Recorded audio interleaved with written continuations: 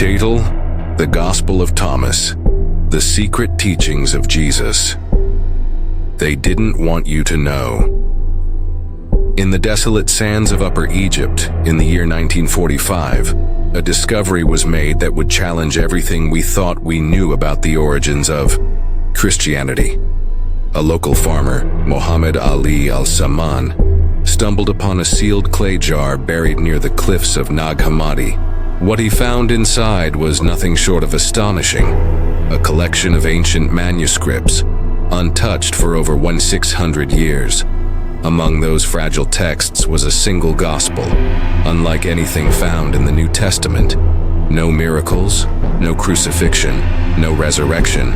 Instead, it held 114 cryptic sayings attributed to Jesus.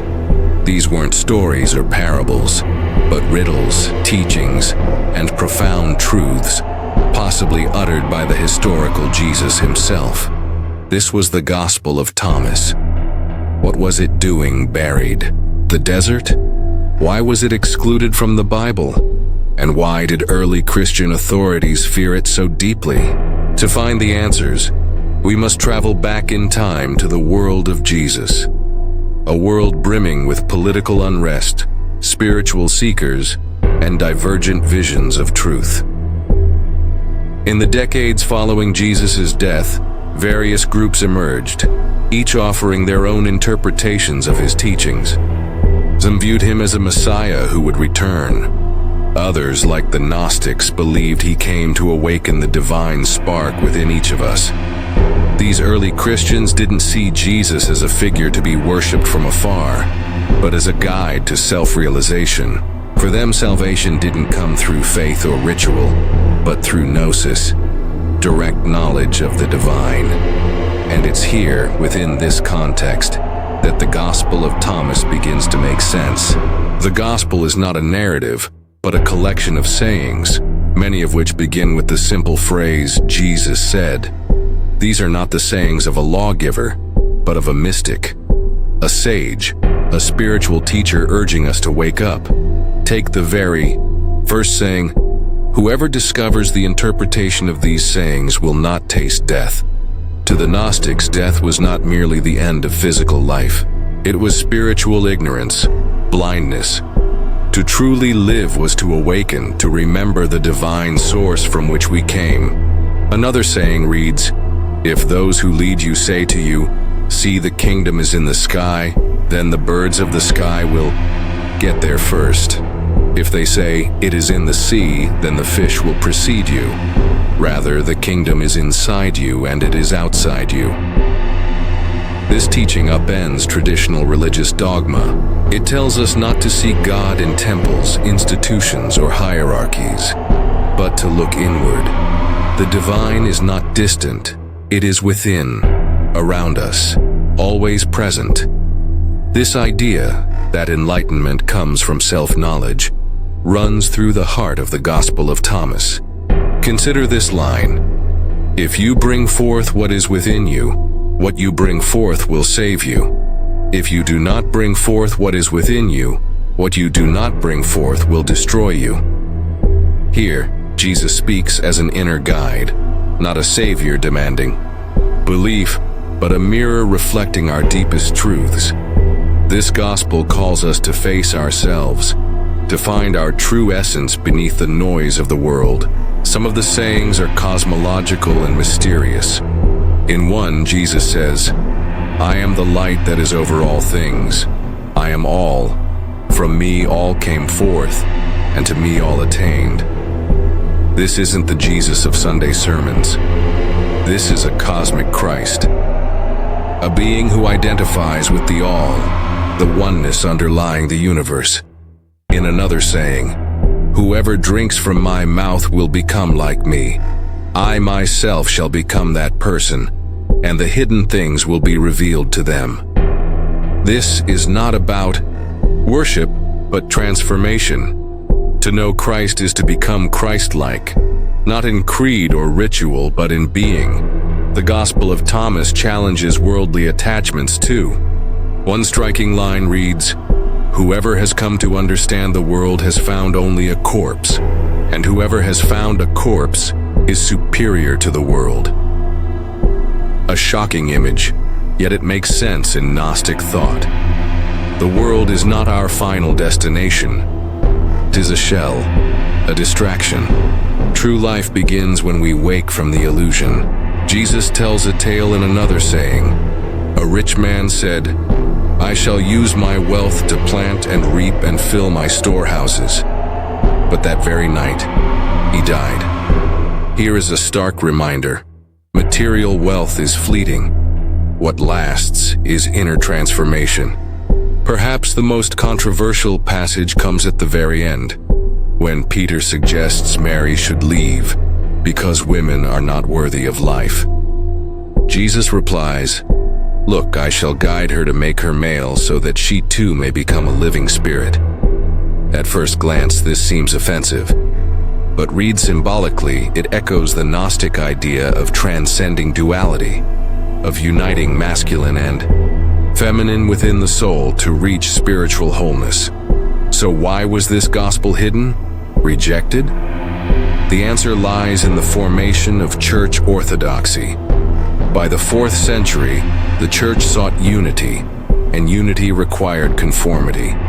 The Council of Nicaea in 325 CE began solidifying a canon, declaring what was scripture and what was heresy. A gospel that empowered individuals to seek God directly, bypassing clergy and institution, was a threat. Church fathers like Irenaeus condemned such texts. Many were burned, others were buried, like the Gospel of Thomas, sealed in clay, waiting for a future when their wisdom might be rediscovered. And that future may be now. In an age where many are disillusioned with traditional religion, the Gospel of Thomas offers an alternative, a path of inner discovery, personal enlightenment, and direct connection to the divine. It aligns with teachings found in Buddhism, Sufism, and mystical Judaism. It speaks a universal language, the language of awakening. Today, seekers across the world read these 114 sayings not just as relics of the past, but as living truths, timeless invitations to remember who we are. The Gospel of Thomas may not tell the story of Jesus' life, but perhaps it tells the story of his soul and ours. So, what will you bring forth from within you? Will you dare to listen to that quiet voice inside that whispers, "Know yourself and you will know everything"? The lost path of the mystics. To understand the true impact of the Gospel of Thomas, we must delve deeper, not just into history, but into the mindset of those early mystics who treasured these teachings. These weren't mere heretics or rebels. They were seekers, visionaries, individuals who believed that Jesus didn't come to start a religion, but to awaken a revolution within the human soul. For Gnostics, salvation was not transactional. It wasn't about pleasing a wrathful deity or following rigid rules.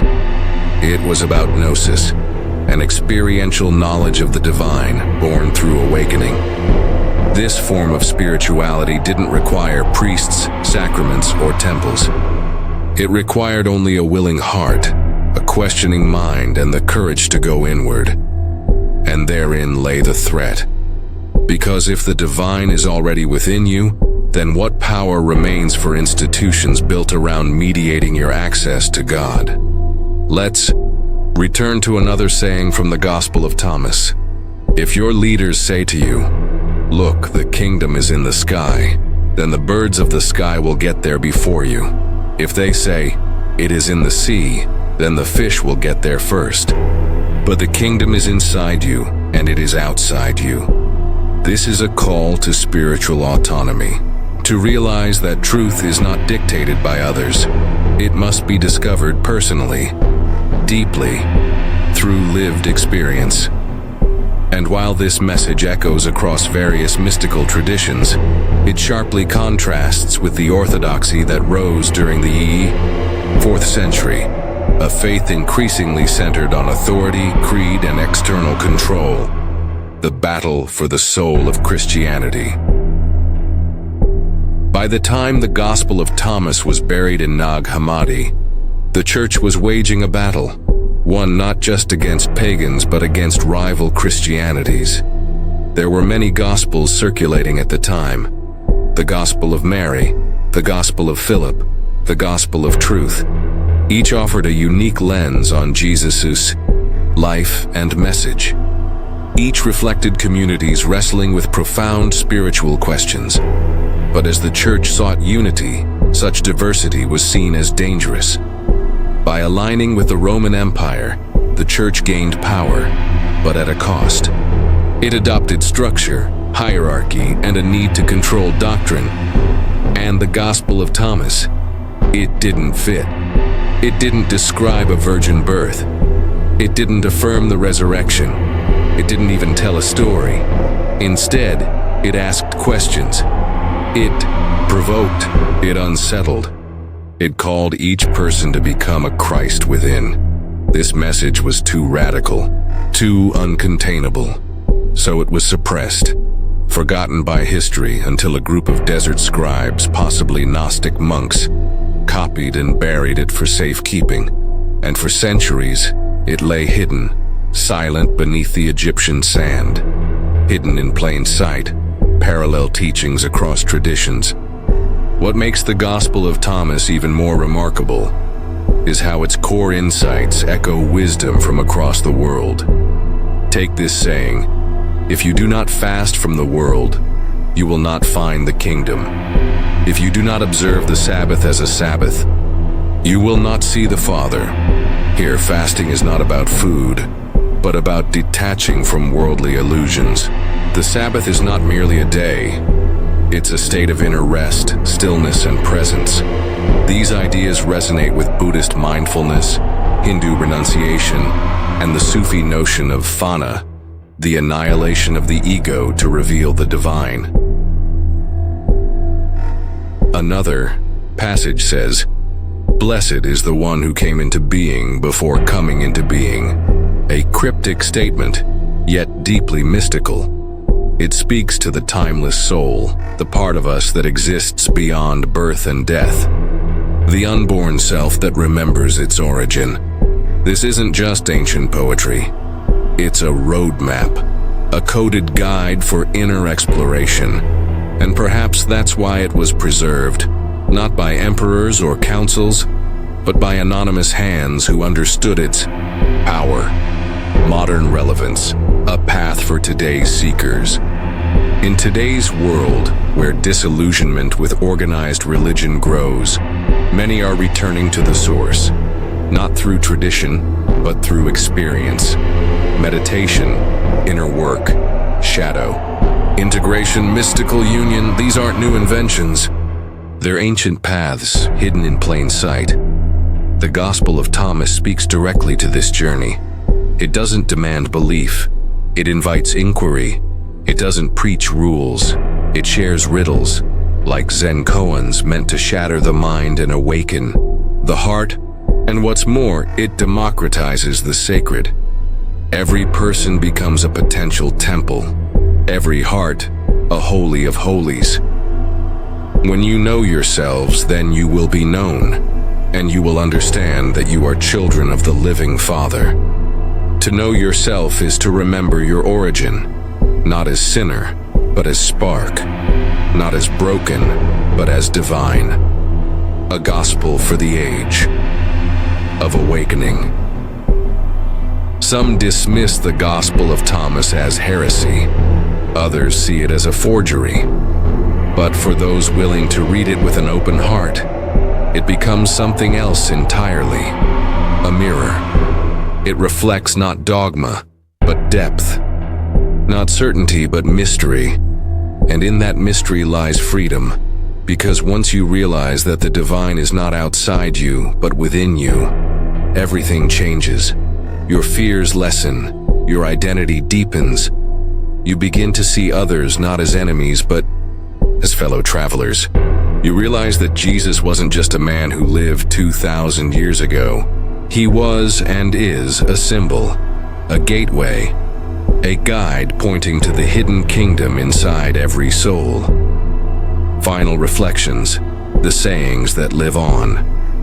Let us close this part with a few final sayings from the Gospel of Thomas, unexplained, unfiltered, meant to stir something within.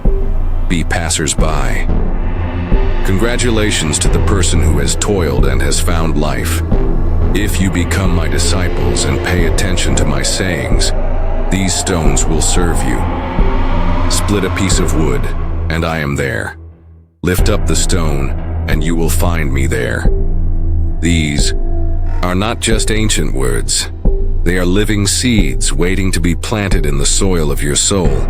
So the question remains, what will you do with them? Will you bury them again in the sands of forgetfulness? Or will you bring them forth into your life? The choice, as always, is yours.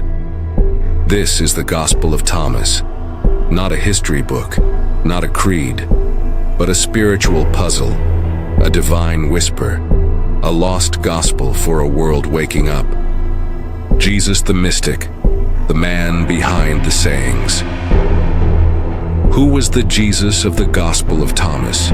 Not the miracle worker of Mark, not the divine Son of God from John, but something quieter, more enigmatic, a wisdom teacher, a mystic, a revealer of hidden. Though in the Gospel of Thomas, Jesus doesn't act, he speaks. He doesn't command obedience, he invites reflection. His words are not proclamations, but puzzles, each one an invitation to awaken. This raises a compelling question. Could this be closer to the historical Jesus than the more familiar portrayals? Modern scholars like Elaine Pagels and Bart Ehrman have noted that some sayings in Thomas closely match those found in the canonical Gospels, especially in the hypothetical Q source, a proposed early collection of Jesus' sayings believed to predate the Gospels of Matthew and Luke. This means that at least parts of Thomas may preserve some of the earliest Christian teachings, before theology, before miracles, before doctrine, before even the cross. Take, for instance, this saying, "The one who seeks should not stop seeking until he finds, and when he finds, he will be troubled, and when he is troubled, he will marvel." This echoes the spiritual journey. First comes the seeking, then the crisis of discovery, and finally the awe of awakening. No threats of damnation, no promises of heaven, just the path, the process, the inner unfolding, the feminine voice and the lost teachings of Mary. In canonical Christianity, women are largely sidelined, helpers, witnesses, mothers. But in the Gospel of Thomas, something radical happens. In saying 114, Simon Peter says, "Let Mary leave us, for women are not worthy of life." Jesus responds, "I myself shall lead her in order to make her male, so that she too may become a living spirit." On the surface, this sounds misogynistic, but through a Gnostic lens, it suggests the transcendence of gender itself. In many mystical traditions, spiritual union involves the merging of masculine and feminine within. A balance, a wholeness, a harmony of opposites. The Gospel of Thomas hints at a time when female disciples were not only accepted, but central. Other Gnostic texts like the Gospel of Mary Magdalene reinforce this, portraying Mary not as a passive follower, but as a spiritual equal, perhaps even Jesus' closest confidant. Could it be that one of the reasons the Gospel of Thomas was suppressed was its subversive treatment of women as leaders, seekers, equals? The Gnostic vision, the world as illusion. Much of the Gospel of Thomas challenges how we see the world.